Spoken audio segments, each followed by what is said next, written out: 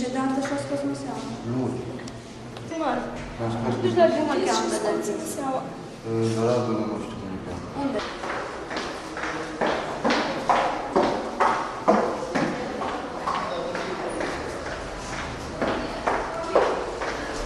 Uitați aici. Concediu de plină și în 13 a 10. Da, uitați. Unde se merge? Loc? Al patrulea. Al patrulea. Adică?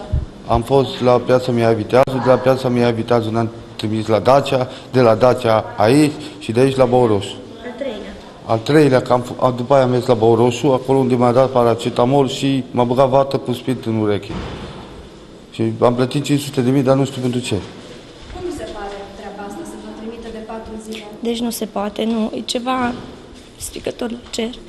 Nu se Hai, poate dureri. ca un om bolnav să stea zi și noapte acasă cu dureri și nu găsești în tot Aradul un medic care să te poată salva. Nu se poate. Nu se poate așa ceva. Plătim toate taxele, toate asigurările, medicamentele le cumpărăm pe bani, medicii plătim, mergem la privat, plătim și nu ne poate ajuta nimeni.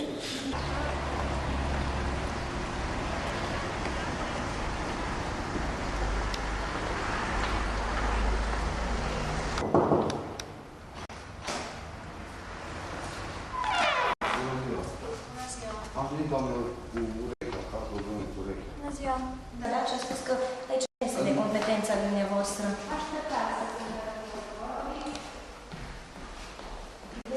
Ce m-a spus? Aici, acum, Ei a fost aici și a spus că aici ar fi de competența dumneavoastră. Chestie de competență, e chestie Trebuie să le primiți, să vedeți și... Urgența este că s-a terminat programul poliklinic. Păi și atunci omul care e... Mergeți la Seged, mergeți la Timișoara sau unde vreți. Poftiți. Cine are bani? Puiul meu nu depinde de mine.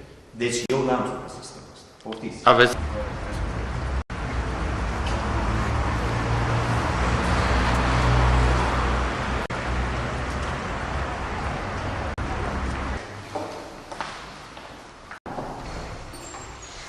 închis. Închis. Nu-i nimic.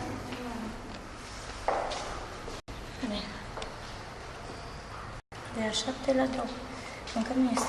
Este, cred, o situație specială intervenită la Spitalul Municipal Arad, situație care se va reglementa sâmbătă când se întorc medicii de la Congresul Internațional de la Iași, desigur, și cred că este apanajul deficitului de medici de care suferă întreg sistemul medical la ora actuală.